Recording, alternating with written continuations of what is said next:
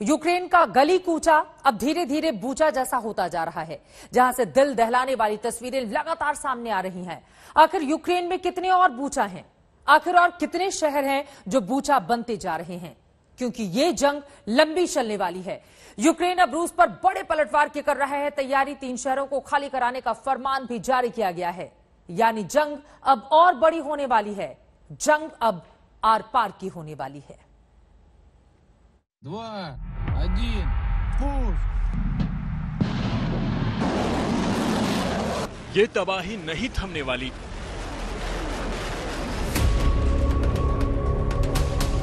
ये हमले नहीं रुकने वाले। ना रुकेगा इन धमाकों का शोर।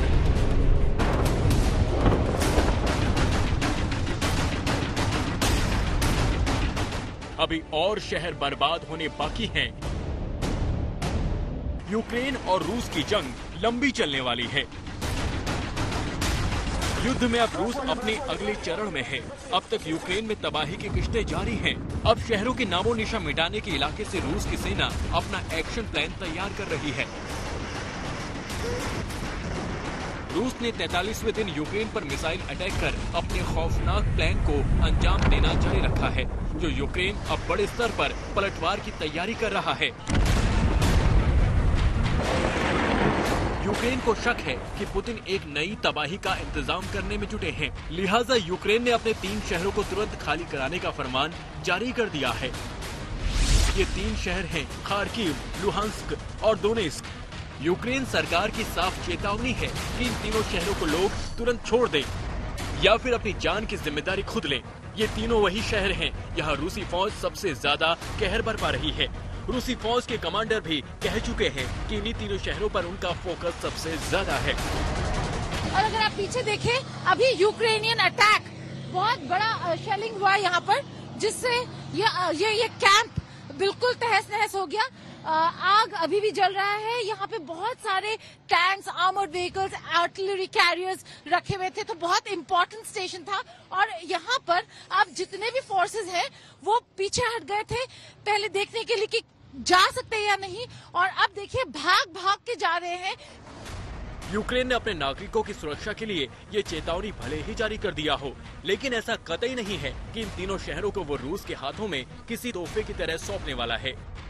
कीव और यूक्रेन की बाकी हिस्सों से जिस तरह से यूक्रेनी फौज ने रूसियों को खदेड़ा, उसी तरह लुहांस्क और दोनेत्स्क में भी जबरदस्त पलटवार की तैयारी है। इन सबके बीच यूक्रेन के विदेश मंत्री ब्रसेल्स के नाटो हेडक्वार्टर पहुंच गए हैं।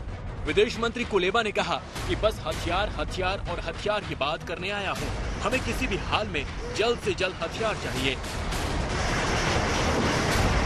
यानी यूक्रेन रुकने वाला नहीं है, उसे रूस से बदला लेना है, रूस को अपने इलाकों से बाहर करना है। यही वजह है कि ये जंग अपने साथ बड़ी तबाही लेकर आ रही है, जो थमने के बजाय और खुखार होती जा रही है।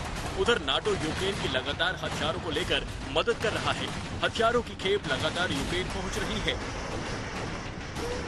और उसमें रूसियों के लिए सबसे घातक जेवलिन मिसाइल है, जिसने रूसी टैंकों को ताबूत बना दिया है। जेवलिन के हमलों से रूसी खेमे में बड़ी खलबली के बाद अमेरिका कह रहा है कि हमें कोई शक नहीं कि यूक्रेन इस जंग को जीत लेगा। And there have been thousands of javelins that we have provided to Ukraine, and we know they're using them. You can see the evidence for yourself when you look at the videos and the images on TV of these burnt out tanks and burnt out trucks and armored personnel carriers. You can see the work of the javelin right there. America ने Ukraine को हर रूसी tank को उड़ाने के लिए 10-10 javelin missile दी हैं। इन्हीं के दम पर यूक्रेन अब रूसियों को उन 3 शहरों को खदेड़ने की तैयारी में है, जिन्हें उनसे खाली कराने का फरमान जारी कर दिया है। ओडेसा से मौसमी सिंह, कीव से राजेश पवार और गौरव सावंत के साथ कीव आज तक।